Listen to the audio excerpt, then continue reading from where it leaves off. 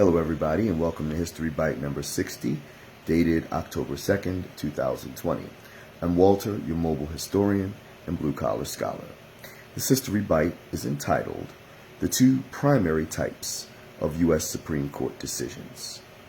In U.S. constitutional law, the Supreme Court of the United States hands down two primary types of decisions, constitutional and statutory.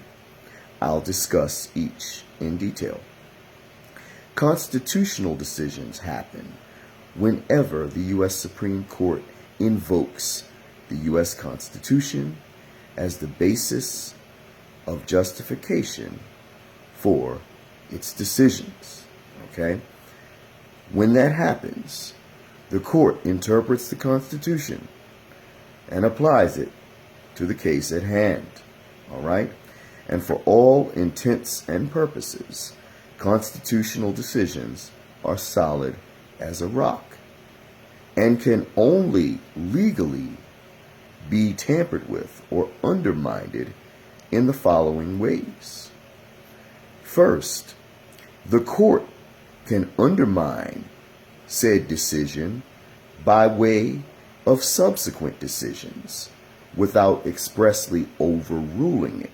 Okay?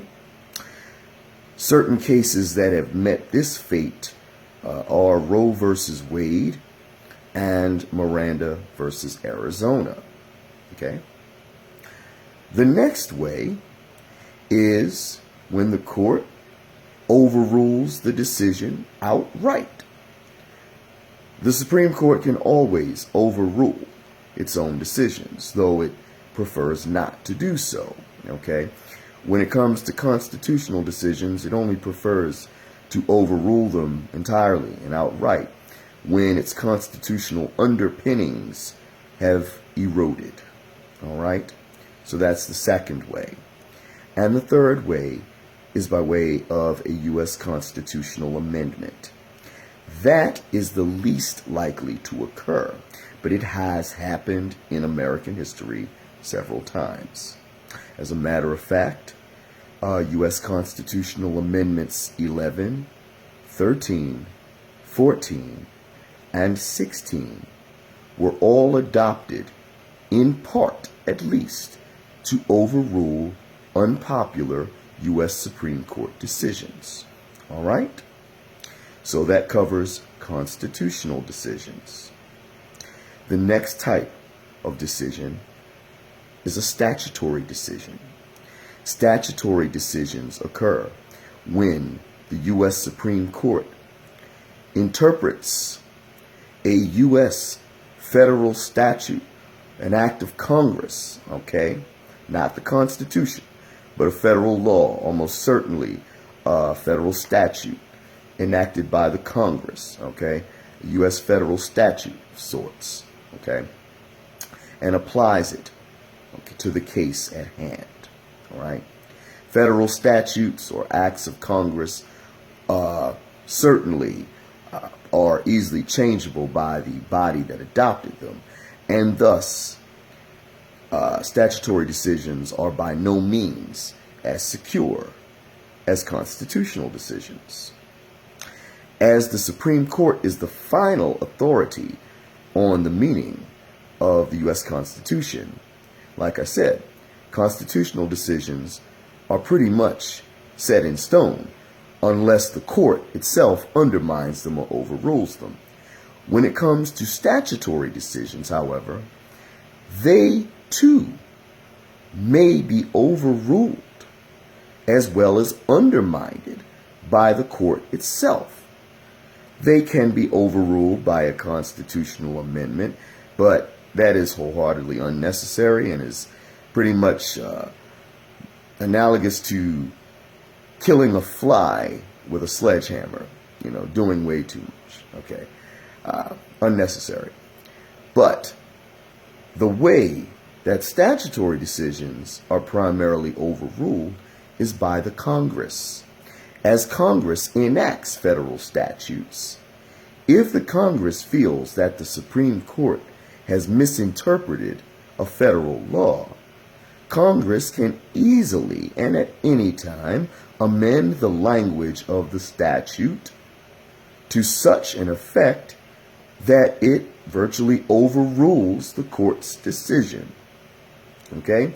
So, statutory decisions can be overruled in the same way that constitutional decisions can be overruled, but also by the Congress, an option that is not available in constitutional decisions. Okay, Congress is not legally empowered to undermine the Supreme Court's constitutional decisions.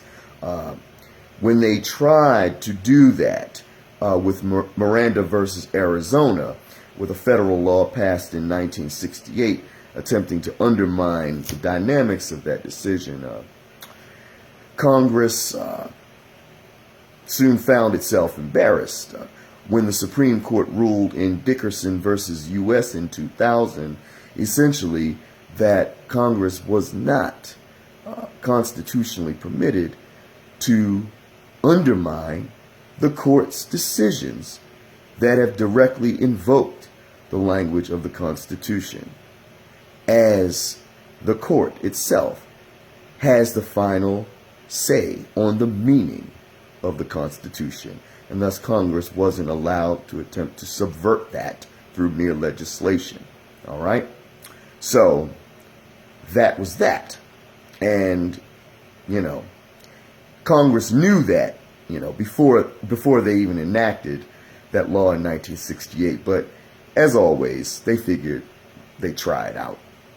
So, again, those are the two types of primary U.S. Supreme Court decisions: constitutional and statutory.